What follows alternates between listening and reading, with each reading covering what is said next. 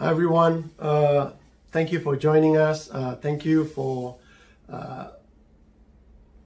being here with us. I pray that as you listen to today's video, it would be a blessing to you.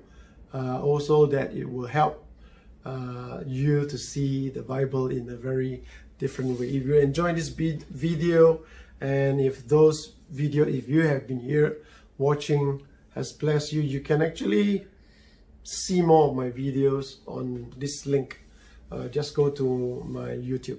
I don't even know my YouTube channel. I do not know all these things, how they do. I just load them up and I just put them public. So if you enjoy it, good for you. You don't have to like it, you don't have to subscribe. I'm not here for advertisement. Just want to bless you guys in the name of the Lord. Reading from Job chapter 1. Reading from Job chapter 1. There was a man in the land of Uz, whose name was Job, and that man was blameless and upright, one who feared God and shunned evil. Okay, so reading from Job chapter 1, verse 1. And verse 2 says, and 7 sons and 3 daughters were born to him. Verse 3 says, and also his possessions were 7,000 sheep, 3,000 camels, 500 yoke of oxen, 500 female donkeys, a very large household. So this man was the greatest of all the people in the east. So he was a very great man. Job was perhaps a very prominent man. The Bible says he was the greatest of all the people in the east. Now this is possibly Persia area, the Chaldeans, the old Mesopotamia area. Yeah. Not going to go through all the whole chapter, but just started with this. It says, and I want to particularly look at this portion in verse 3. It says, also his possessions were 7,000 sheep, 7,000 sheep, 3,000 camels, 500 yoke of oxen, 500 female donkeys, a very large household. And so this man was the greatest. It started with 7,000 sheep. So we all know the story. If you do not know, please go and read Job chapter 1. We all know the story. Satan was in heaven and Satan talked to God, and Satan told God that it is because of God's protection. This is what Satan said. Verse 9, so Satan answered the Lord and says, does Job fear God for nothing? Have you not made a hedge around him, around his household, around all that he has on every side? You have blessed the works of his hands, and his possession has increased in the land. But now stretch out your hand, touch all that he has, and he will surely curse you to your face. Okay? So Satan challenged God that God was blessing Job, and that's why Job was fearing God, because Job was worshiping, being upright, because he was wanting all these blessings from God. Okay, so he said that if God remove all this from him, don't bless him, take all this away, Job will curse God. We all know that story, right? Okay, so no need to go back. But what is interesting here in verse 9,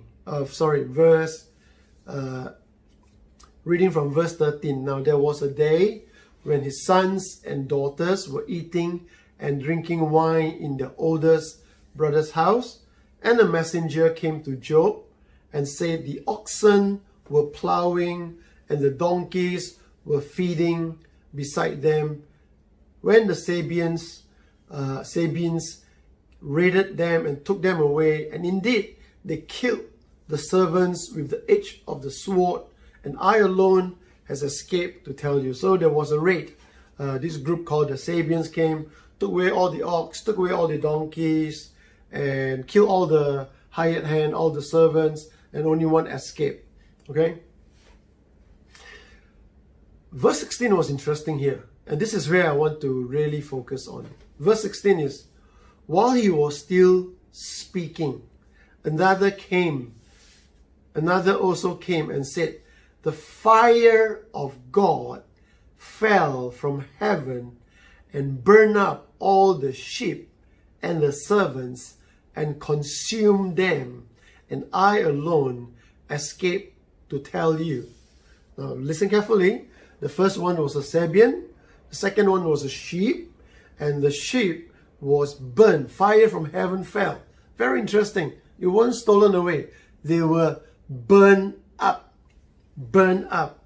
And then while he was talking, verse 18, another came in and says, the Chaldeans formed 3 bands, raided the camels, took them away, yes, and killed all the servants with the edge of the sword, and I alone escaped to tell you. And of course, the last one was coming in to tell about the sons and daughters being killed and stuff like that.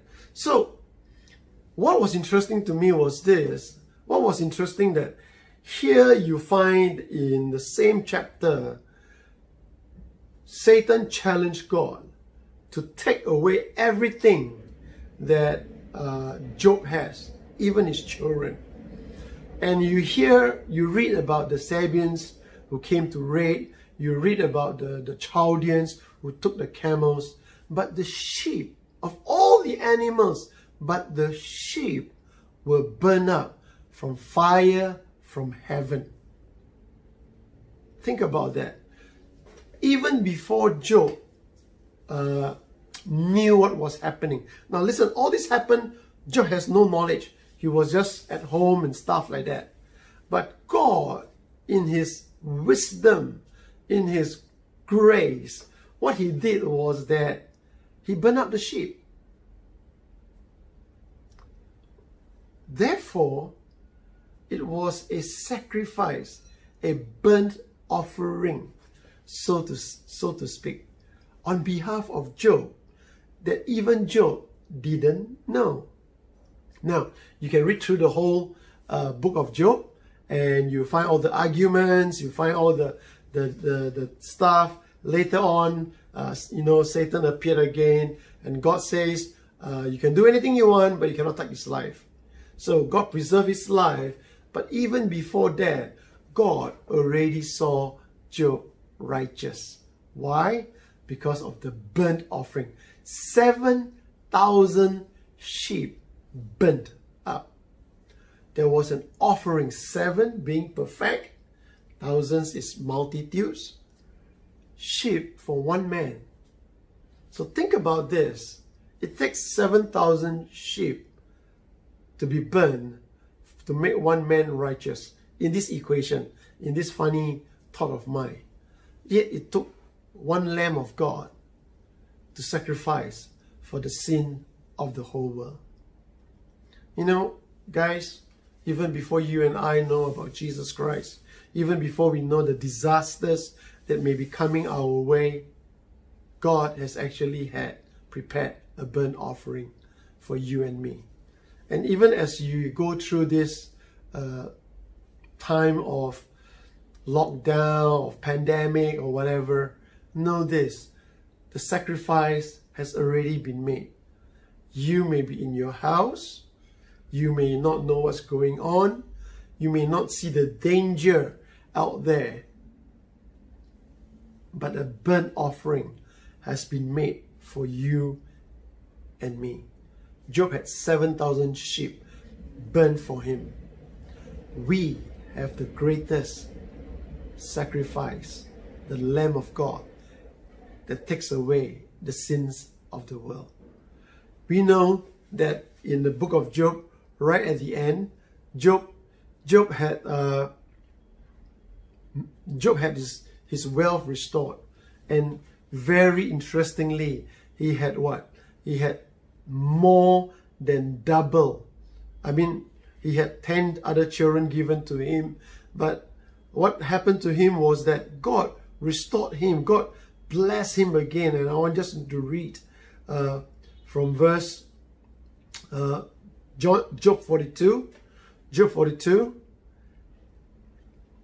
verse 12. Job 42, verse 12. Now the Lord blessed the later days of Job more than its beginning. Now, what is interesting is this. The first group of animals mentioned, taken away, were the oxen and the donkeys. The oxen and the donkeys. These two are animals of burden. The oxen plow the ground, the donkey carry. So were the camels. The camels basically were for transportation, to carry cargo in long distance. Donkeys, you can do long distance, but at a much slower pace. I think the camels has more endurance.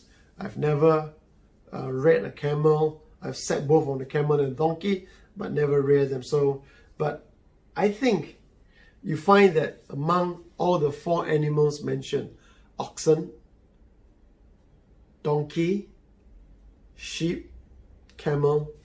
Sheep is meant for clothing. You can actually eat it. It's meant for food. It's meant to be eaten. And here, God, here in verse 12 of chapter 42, says that the Lord blessed the later days of Job more than his beginning, for he had 14,000 sheep, 6,000 camels, 1,000 yoke, 1,000 female donkeys, and he had another 7 sons and another 3 daughters. Go and study the name of the 3 daughters. These are the 3 daughters later part of Job's life, and they were given names, not the sons, but the daughters. Okay, it's a picture of the church of Jesus Christ, and that's about you and me.